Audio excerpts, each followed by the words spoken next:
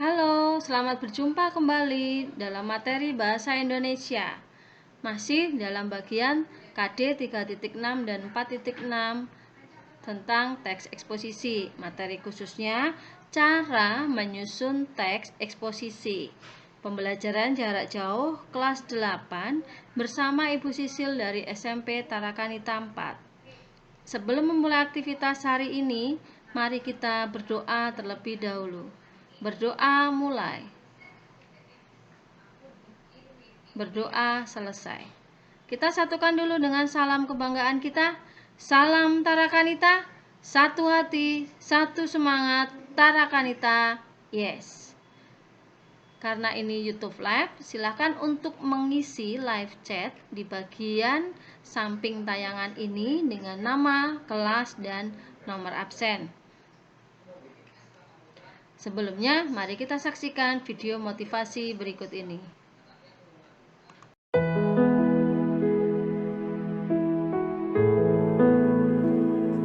Teman-teman semuanya, kita harus paham bahwa kepintaran tidak menjamin kita untuk bisa menjadi orang yang sukses. Tapi hal yang menjamin kita bisa jadi orang yang sukses adalah karakter yang ada dalam diri kita. Itulah kenapa kita sering menemukan ada orang pinter tapi suksesnya biasa aja. Bener gak?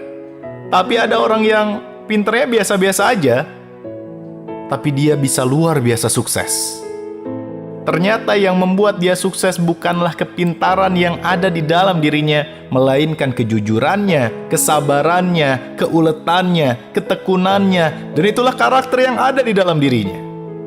Artinya, kita nggak cukup harus pintar, tapi kita harus menjadi orang yang rajin, ulet, tekun, jujur, tanggung jawab, disiplin, dan itu adalah modal terbesar kita untuk bisa sukses. Maka mulai sekarang perbaiki karakter kita, dan jadilah pribadi-pribadi yang memiliki karakter hebat di dalam dirinya.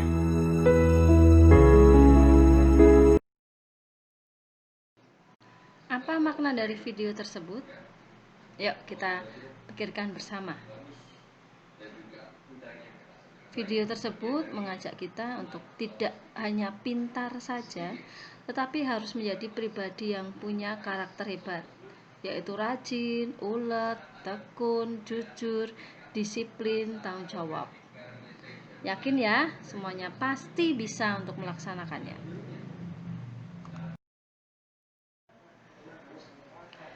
Ya, teks eksposisi hari ini ya masih untuk KD 3.6 dan 4.6. Kita masuk ke pertemuan yang kedua. Setelah kemarin tanggal 26 Oktober kita belajar tentang menelaah isi dan struktur teks eksposisi. Materi ini maju satu kali pertemuan karena di 28 Oktober kita melaksanakan kegiatan peringatan Hari Sumpah Pemuda. Oke, jadi hari ini kita akan belajar bagaimana cara menyusun teks eksposisi. Pertemuan hari ini 2 November 2020, tujuan pembelajarannya adalah melalui lingkungan hidup, kondisi sosial dan atau keragaman budaya, peserta didik dapat 1. Merekomendasikan gagasan atau pendapat ke dalam bentuk teks eksposisi dengan tepat. 2. Menyajikan gagasan atau pendapat ke dalam bentuk teks eksposisi dengan tepat. Dan yang ketiga, menyusun teks eksposisi berupa artikel ilmiah populer dengan tepat. Masih ingat pertemuan tanggal 26 Oktober 2020? Ya, menelaah isi dan struktur teks eksposisi. Yang kita pelajari ada 2, struktur teks eksposisi dan ciri kebahasaan eksposisi. Strukturnya ada 4, ciri kebahasaannya ada 4. Semoga semuanya masih mengingatnya dengan baik.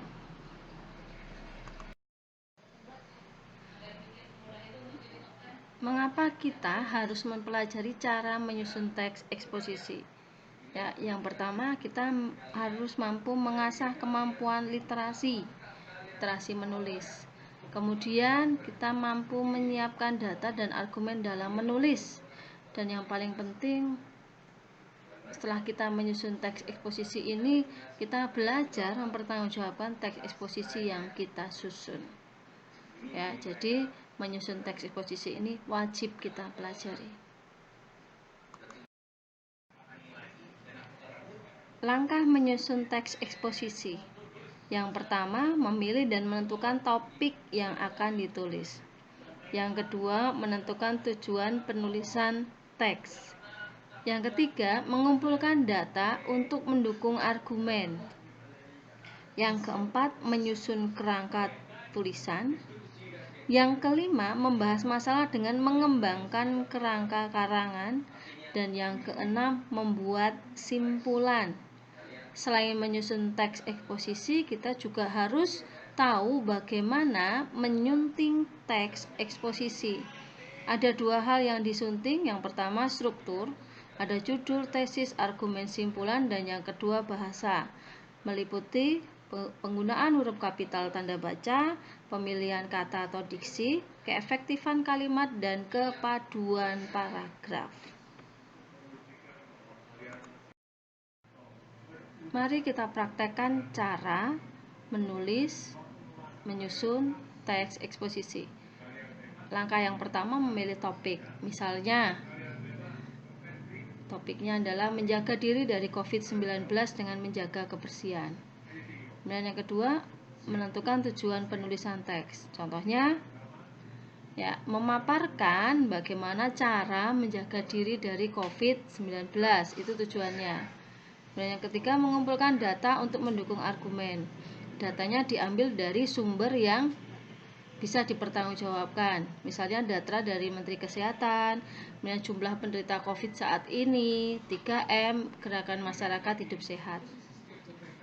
Langkah yang keempat itu menyusun kerangka tulisan.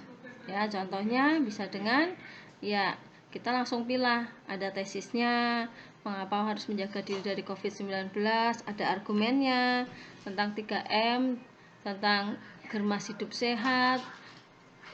Ya, bisa terlihat dengan data dari Menteri Kesehatan tentang penderita COVID. Kemudian terakhir simpulannya. Jadi kita mengasumsikan bahwa gerakan 3M dan gerakan masyarakat hidup sehat bisa membuat kita terjaga atau terjauh dari COVID-19. Kemudian yang kelima, membahas masalah dengan mengembangkan kerangka karangan nanti di lembar yang tersendiri karena tidak cukup dalam layar ini. Kemudian yang keenam, membuat simpulan atau penegasan ulang. Ya, dengan mengikuti protokol kesehatan 3M dan gerakan hidup sehat, kita dapat menjaga diri kita dari COVID-19. Itu salah satu rincian dari langkah-langkah menyusun teks eksposisi dari 6 langkah yang tersedia. Sekarang kita akan membahas langkah yang kelima, yaitu membahas masalah dengan mengembangkan kerangka karangan. Artinya kita menulis secara utuh teks eksposisi yang mau kita rencanakan sesuai dengan kerangkanya tadi di langkah yang keempat. Ya, ini bagian judulnya, kemudian di paragraf yang pertamanya, ya, ini paragraf yang kedua, paragraf ketiga, paragraf keempat, dan ini adalah paragraf terakhir. Jadi berdasarkan kerangka karangan yang tadi di awal, maka kita bisa membentuk menjadi 6 paragraf teks eksposisi. Setelah menyusun teks eksposisi, maka kita juga akan melakukan penyuntingan teks. Hal-hal yang harus kita cek adalah bagian struktur dan kebahasaannya. Ya, jadi dicek apakah di bagian struktur itu sudah lengkap. Ada 4 bagian: judul, argumen, simpulan atau penegasan ulang. Juga di bagian bahasa, cek penggunaan huruf kapital, tanda baca, diksi, keefektifan kalimat, dan kepaduan paragraf. Mari kita lakukan penyuntingan karangan dari teks yang sudah kita buat di langkah yang kelima. Yang akan kita cek adalah struktur. Ya, jadi bagian judul, kemudian bagian tesis. Ya, jadi di paragraf pertama ini masuk sebagai bagian tesis. Kemudian bagian argumen itu ada 3 paragraf. Ini semuanya argumen, masuk kriteria argumen. Kemudian bagian simpulan atau penegasan ulang ada di paragraf yang terakhir. Ya, Ini penyuntingan karangan berdasarkan struktur. Sekarang kalau berdasarkan bahasa yang digunakan, maka kita akan mengecek misalnya apakah COVID-19 ini tulis dengan huruf kapital semua atau tidak. Ya, untuk bagian C-nya ya seperti ini. Ya, itu yang harus kita cek. Kemudian ini apakah perlu dituliskan dengan per atau dengan garis miring. Ya, kemudian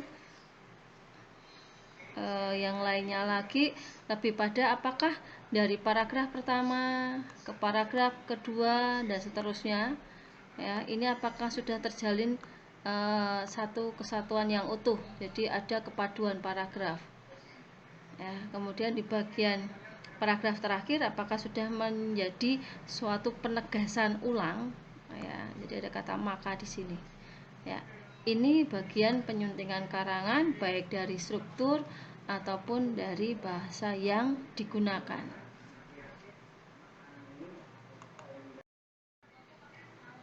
Apakah sudah jelas semuanya atau ada pertanyaan? Ya, boleh dituliskan di kolom komentar atau di live chat di samping. Oke, masuk ke penugasan hari ini atau LK4, ya. Dikerjakan secara mandiri di Google Classroom, yaitu menyusun teks eksposisi dengan topik utama peran generasi muda Tarakanita dalam mencegah COVID-19. Ya, jadi lebih pada ya, apa yang bisa kamu lakukan untuk mencegah penyebaran COVID-19? Berikan penjelasan disertai contoh nyata sebagai pelajar SMP Tarakanita 4. Ya. Ingat ya, ada kata contoh di sini. Ya, jadi contoh nyatanya apa yang bisa kamu lakukan? Ya. Aturannya adalah tidak boleh menyalin dari teks yang sudah dibuat Bu Sisil. Silahkan download dulu format LK4 di Google Classroom sebagai pedoman pengerjaan soal. Ingat, kejujuran adalah hal yang paling utama. Pengumpulannya maksimal hari Rabu 4 November jam 3 sore. Ya, keterangan yang lainnya bisa dilihat di LK yang ada di Google Classroom. Ya, selamat berproses. Berikut akan Ibu terangkan LK4 di Google Classroom. Ada 2 lembar LK-nya. Terdiri dari, ya, yang pertama adalah mengisi langkah-langkahnya 1 sampai 6. Bagian nomor 5 itu di skip, ya, karena akan dikerjakan di lembar yang kedua. Jadi dikerjakannya di sini. Ya, kemudian bagian pengembangan teks eksposisi, hilangkan titik-titiknya, isi sesuai dengan kerangka karangan di nomor 4. Ya. Kemudian kolom bisa diperbesar sesuai dengan kebutuhan. Tapi tabel yang bagian sini tidak boleh dihilangkan karena ini untuk menandai, ya, bagian mana saja yang sudah kamu kerjakan, bagian tesis, argumennya dan seterusnya. Ingat harus ada contoh real. Ya, dan ini tidak bisa sama untuk anak satu dengan yang lainnya. Jadi, hindarilah ketidakjujuran di antara kalian. Terakhirnya, itu ada refleksi. Jawab dengan jujur beberapa pertanyaan yang diberikan.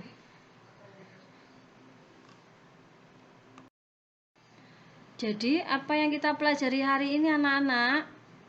Ada 2 ya. Yang pertama, tentang langkah menyusun teks eksposisi ada 6. Dan yang kedua, penyuntingan teks eksposisi ada 2. Sampai kita menghasilkan satu karya ilmiah kita, yaitu teks eksposisi milik pribadi. Terima kasih sudah mengikuti pembelajaran hari ini. Walaupun PJJ, tetap semangat ya, tetap belajar asik bahasa Indonesia. Berikut sebelum menutup pertemuan ini, Ibu akan berikan satu video motivasi tentang berpikir positif. Mari kita saksikan. Melihatlah dengan mata lebah, bukan dengan mata lalat. Lebah itu, sekalipun dia berada di tengah-tengah tumpukan sampah, dia tetap fokus mencari bunga-bunga yang indah. Tapi seekor lalat, sekalipun dia berada di padang bunga yang indah, dia malah sibuk mencari tempat sampah. Mata lebah menggambarkan sifat manusia yang sibuk melihat hal positif dalam hal apapun. Tapi mata lalat menggambarkan sifat manusia yang justru sibuk melihat hal negatif di dalam setiap kondisi, walaupun kondisi itu membahagiakan. Jadi, lebih baik berpikir positif sekalipun itu salah, daripada berpikir negatif sekalipun itu benar. Temukanlah hal-hal yang baik di dalam kehidupan kita, syukuri semua yang kita miliki, dan kita pasti akan bahagia.